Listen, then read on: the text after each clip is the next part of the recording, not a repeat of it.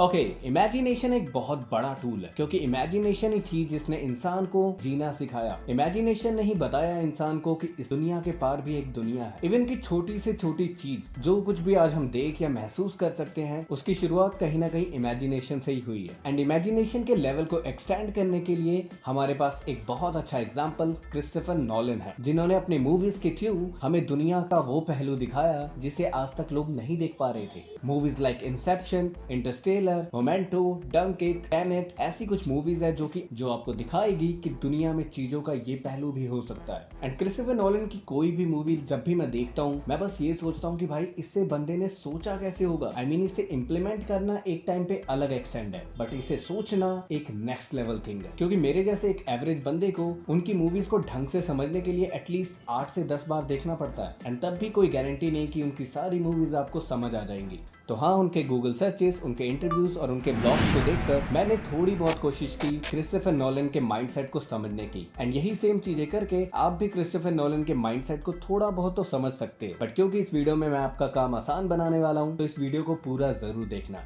तो welcome guys हमारे how directors think के एपिसोड नंबर 4 पे।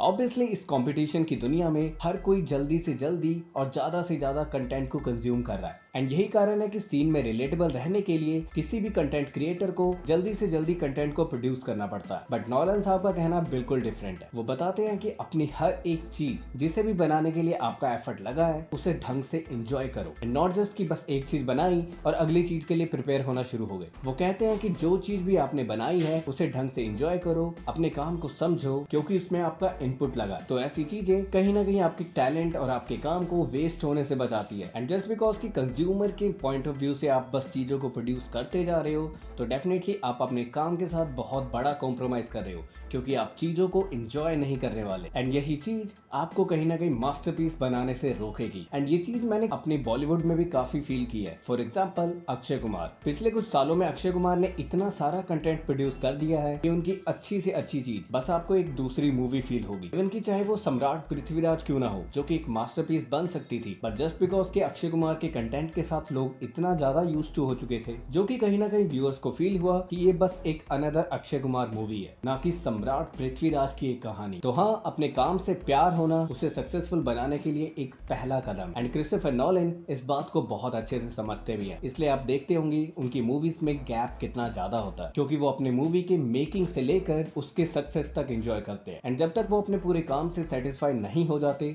वो अगले प्रोजेक्ट के बारे में सोचते भी नहीं।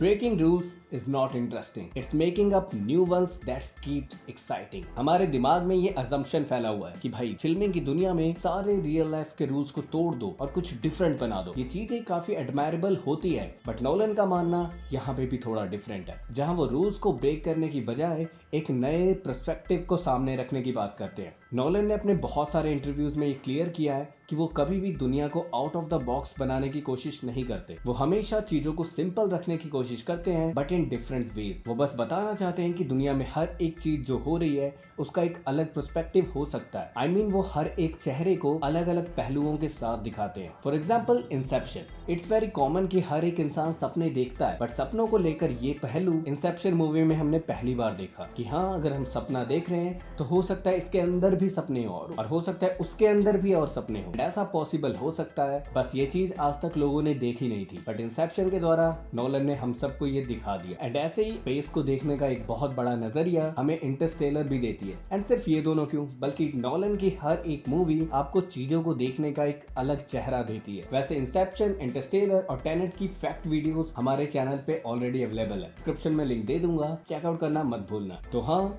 breaking rules is not interesting, it's making up new ones that keeps things exciting.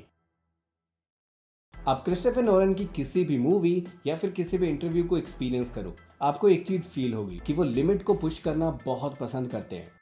My real interest is point of view, deciding what's the point of view we are trying to express, whose eyes are we seeing the stories through. Nolan कहते हैं कि हर एक film maker के पास एक बराबर size का cinema होता है। मतलब हर बार एक मूवी मेकर पर ये डिपेंड करता है वो उस स्क्रीन का एक एक सेकंड किस तरीके से यूज करना चाहता है, वो हर एक सेकंड एक इंसान को क्या दिखाना चाहता है। एंड इस चीज का सबसे ज्यादा एफर्ट लगता है मूवी की स्टोरी राइटिंग में। यानी कि जब आप एक स्टोरी राइटिंग करते हो कि एक स्क्रीन पर जब एक व्यूअर मूवी को देख रहा होगा उसे क्या से क्या दिखाया जा सकता है हर एक सेकंड पे, या मैं कहूँ हर एक फ्रेम पे। क्योंकि क्रिस्टोफर नोलन मानते हैं कि हर एक इंसान ड्राइव करके, पैसे खर्च करके एंड मोस्ट इंपॉर्टेंट अपना टाइम लगाकर आपकी मूवी देख रहा है। इट मीन्स कि वो आप पे भरोसा कर रहा है कि उसके जो लगाए 2 या 3 घंटे हैं उस टाइम की आप रिस्पेक्ट करोगे एंड उन्हें वो चीज दिखाओगे जो इससे पहले उन्होंने कभी नहीं देखी होगी। वो सिनेमा में जाके वो एक्सपीरियंस करेगा जो उसे काफी वक्त तक याद रहने वाला है। एंड ये चीजें सिर्फ एक अच्छी स्टोरी राइटिंग से पॉसिबल है। I mean, एक अच्छा एक्सपीरियंस देने के लिए हर बार एक बजट इंपॉर्टेंट नहीं होता, एटलीस्ट स्टोरी लाइन से ज्यादा तो बिल्कुल भी नहीं। क्योंकि क्रिस्टोफर नोलन ने एवरेज या मैं कहूँ लो बजट मूवीज के साथ भी ऐसा एक्सपीरियंस लोगों को दिया। Movies like Dunkirk, movies like Memento कोई हाई बजट मूवीज नहीं थी, बट आज भी अगर कोई मूवी देखने बैठे वो चीजें उन्हें सोचने पर मजबूर कर देती हैं। एंड यही सब चीजें हैं जो क्रिस्टोफर नोलन को दुनिया का सबसे बेस्ट फिल्म मेकर बनाती है, एटलीस्ट मेरे पॉइंट ऑफ व्यू से। मेरी तो स्क्रीन का वॉलपेपर भी वही है।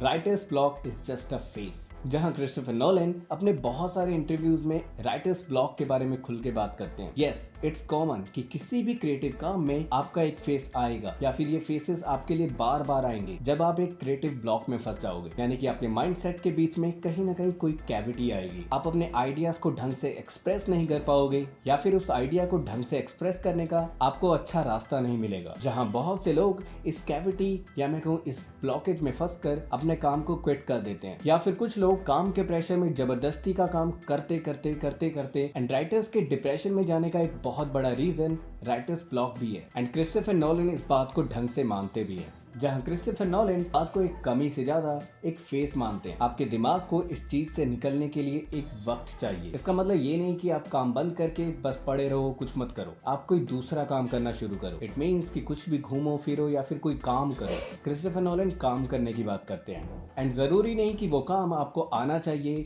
या फिर आपको पसंद हो। कोई भी काम बस डिफरेंट होना चाहिए, क्योंकि इस ब्लॉकेज से निकलने का कोई फाइनल टाइम नहीं है। बट हमेशा ही एक नए या फिर मैं कहूँ अलग काम करने से कहीं ना कहीं आपके दिमाग को एक अलग पर्सपेक्टिव मिलता है। वो मानते हैं कि किसी भी ब्लॉकेज से निकलने का एक बहुत बड़ा सॉल्यूशन डिफरेंट काम करना है, क्योंकि इससे आप नई चीजों को एक्सपीरियंस करते हो, फिर चाहे ये कोई क्रिएटिव ब्लॉकेज हो या फिर किसी भी तरीके का। एंड ये चीजें ना सिर्फ आपको ब्लॉकेज से निकालती है बल्कि आपका पावरफुल कमबैक में भी बहुत हेल्प करती है।